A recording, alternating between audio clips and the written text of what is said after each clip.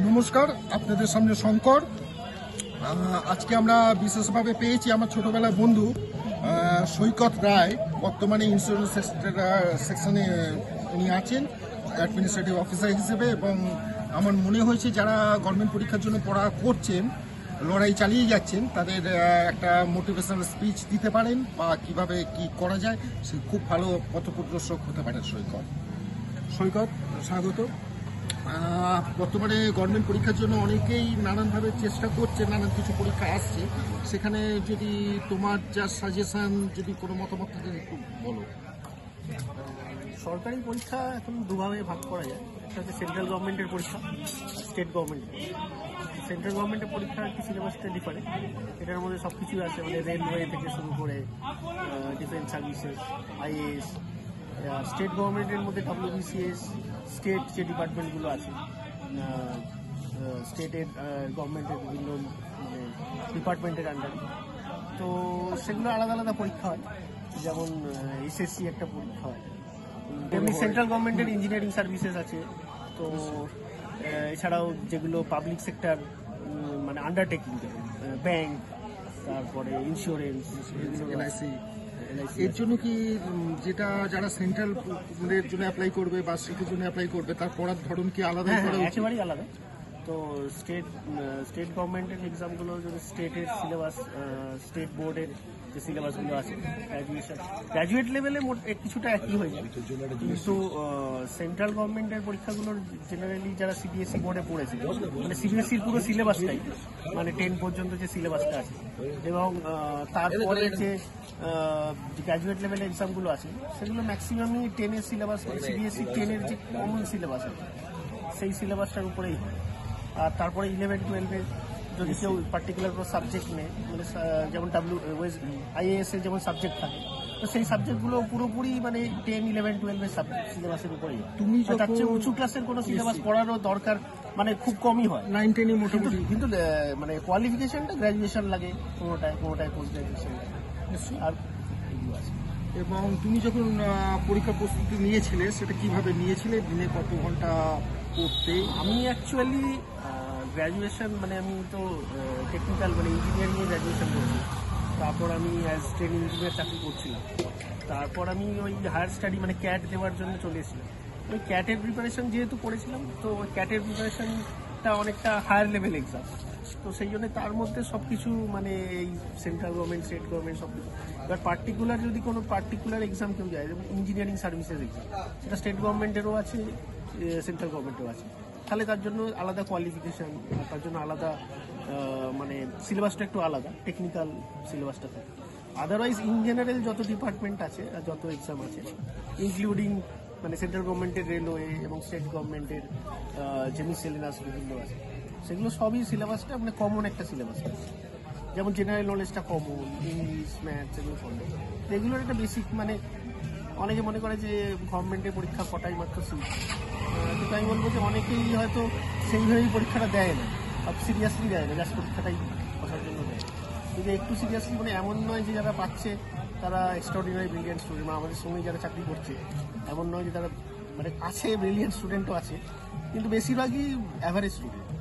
তো সেই জন্য এটা এমন কিছু টাফ ব্যাপার, মানে 2-3 বছর প্রিপারেশন নিলে। এই জায়গাটাতে আমার পার্টিকুলার প্রশ্ন যে কিভাবে করলে মানে আমরা লক্ষ্যভেদ করতে পারবো, ছাত্রছাত্রীরা লক্ষ্যভেদ করতে পারবো? এটা মানে একদিনের ব্যাপার নয়, এটা হচ্ছে প্রথমে তো কী কী পরীক্ষা হয় সেগুলো জানতে হবে, তো সেটা একটা লিস্ট বানাতে হবে, কবে কী পরীক্ষা হচ্ছে, সবকটা ফর্ম ফিল আপ করে একটা ডায়েরিতে নোট করে রাখা যাবে, এবং পরপর 2-3টে পরীক্ষা দেওয়া গেলে দেখা যাবে যে সে একটা পরীক্ষায় যে পাচ্ছে, মানে আমি দেখেছি বন্ধুদের মধ্যে, কলেজের মধ্যে একটা পরীক্ষা যে পেয়েছে সে আরও 2-3টে পরীক্ষা পেয়েছে।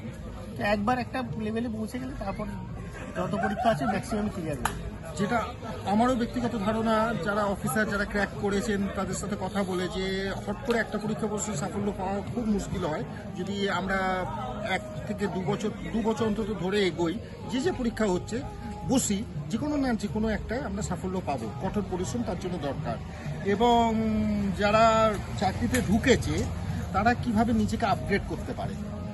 চাকরিতে ঢোকার পর আপডেটটা তো বিভিন্ন সেটার ব্যাপারে ফিল্ডের ব্যাপার, যে যার নিজের ফিল্ডে চলে এলো তখন সেই সাবজেক্টের উপর স্টাডি। মানে আমি যেমন ইন্স্যুরেন্স, জেনারেল ইন্স্যুরেন্স সেক্টরে আছি, তো আমার আলাদা স্টাডি, আমার অ্যাকচুয়ারিয়াল রিলেটেড স্টাডি আছে, বিভিন্ন ইঞ্জিনিয়ারিং, ফায়ার, এইসব বিভিন্ন ডিপার্টমেন্ট রিলেটেড স্টাডি আছে, এসব আছে।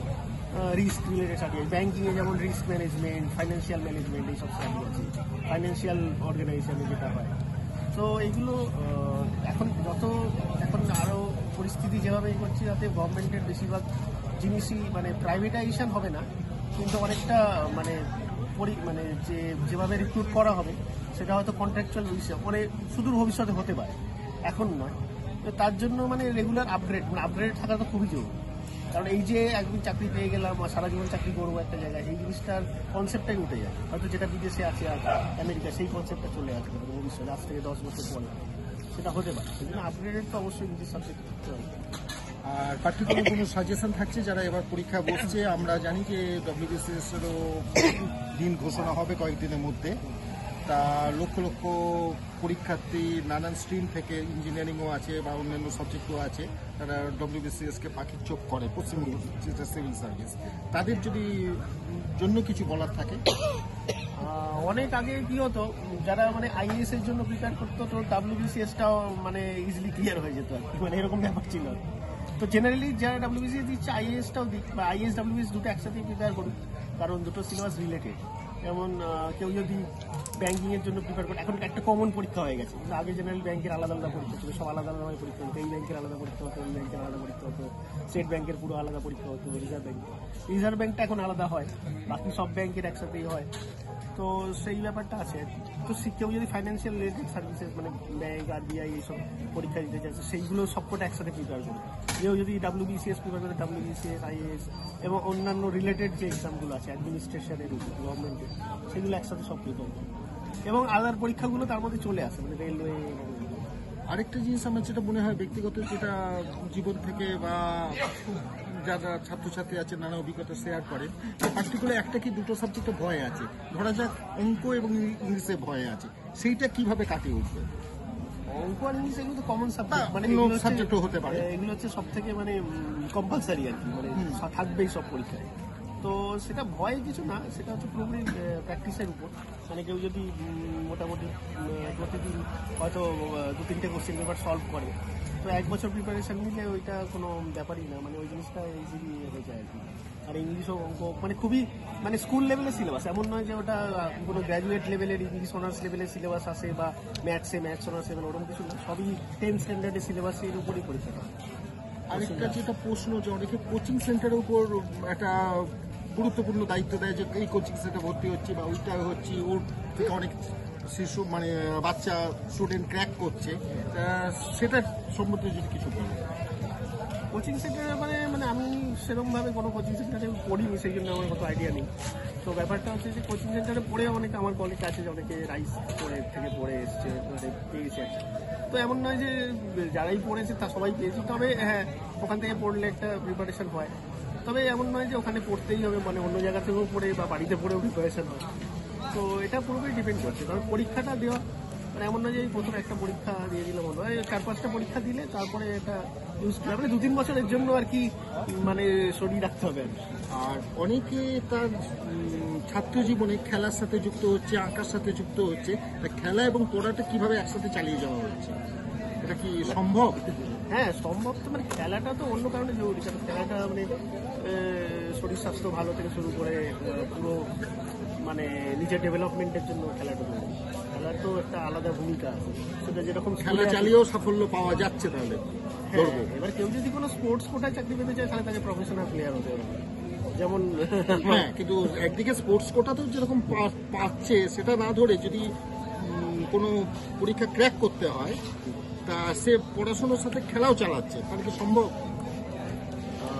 প্রফেশনাল প্লেয়ার কেউ যদি হয়, তাহলে হ্যাঁ সে পেতে তো পারে, তবে তাকে একটু বেশি কষ্ট করতে হবে নিশ্চয়ই। আর যারা পরীক্ষা বসবে গভর্নমেন্ট পরীক্ষায়, তাদের জন্য কোনো একটা মোটিভেশনাল যদি স্পিচ 2 লাইনের মধ্যে জিজ্ঞেস করে সাফল্য যাতে পেতে পারে। করলে চাবিকাঠি কোনো মানে সেরকম কোনো শর্টকাট কিছু নেই। তাহলে ব্যাপারটা হচ্ছে ওই যেটা বললাম যে 2-3 বছর অন্তত মিনিমাম লাগবে পুরো ব্যাপারটাকে বুঝতে, কীভাবে পরীক্ষা হয়। তার মানে সে যখন পরীক্ষা দেবে 1 বছর প্রত্যেকটা পরীক্ষা হয়তো দিল, তারপরে বছর প্রত্যেকটা পরীক্ষা দিল। হ্যাঁ, এমনও হতে পারে যে হয়তো পুরো 6 মাস পরীক্ষা দেওয়ার পর 1-2 পরীক্ষা দেওয়ার পরেই পেয়ে গেল। আবার হতে পারে তো 1 বছর পরীক্ষা দিচ্ছে, অনেকে হয়তো 4-5 বছর ধরে পরীক্ষা দেওয়ার পরে 5 বছর অনেক পরীক্ষা দেওয়ার পরে একটা পরীক্ষায় পেয়েছে, সেটাও হয়।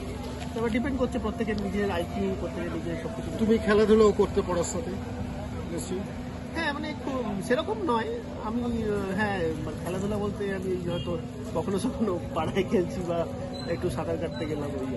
আর একটু ব্যক্তিগত ব্যাপারে জিজ্ঞেস করছি, হবি কি ছিল তোমার? আমার হবি একটু মানে মানে বিভিন্ন আর কি, বিচিত্র, কিন্তু সেরকম কিছু না। জেনারেলি আমি প্রিপারেশন মানে এই পরীক্ষার প্রিপারেশন রিলেটেড হবি যদি হয় তো নিউজ পেপার ম্যাগাজিন পড়া, এই হবিটা আমার ছিল, তো একটা হেল্প করেছে। এই পার্টিকুলার একটা হবি মানে news paper magazine, general knowledge, quiz, এগুলোতে আমি অনেক পার্টিসিপেট করছি। তো জেনারেলি ওই জন্য জেনারেল নলেজের জন্য আলাদাভাবে কোনো পড়তে হয়। এইটা একটা হয়ে গেল, একটা পেপারের প্রিপারেশন হয়ে গেল, সেটা 25 নম্বর হোক বা। তাছাড়াও আইটি, এইসব লেটেস্ট টেকনোলজি কি আসছে বাজারে সেটা জানতে হবে, সেটা এগুলো জেনারেল নলেজের পার্ট হবে। বাকি হচ্ছে যে একটা সব কিছু সম্বন্ধে যেটা জানার আগ্রহ থাকলে এটা। মোটামুটি আমরা সৈকতকে ধন্যবাদ জানাই তার অতিবাহিত একটা সময়, মূল্যবান সময় অতিবাহিত করার জন্য, এবং আমরা আশা রাখি যে সৈকত এরকমভাবেই আমাদের নানা রকম স্পিচ দেবে এবং আপনাদের যারা নতুন আসছেন বা যারা পরীক্ষায় বসছেন গভর্নমেন্ট পরীক্ষায় তাদের উদ্বুদ্ধ করবেন। সৈকত, শুভকামনা রইল।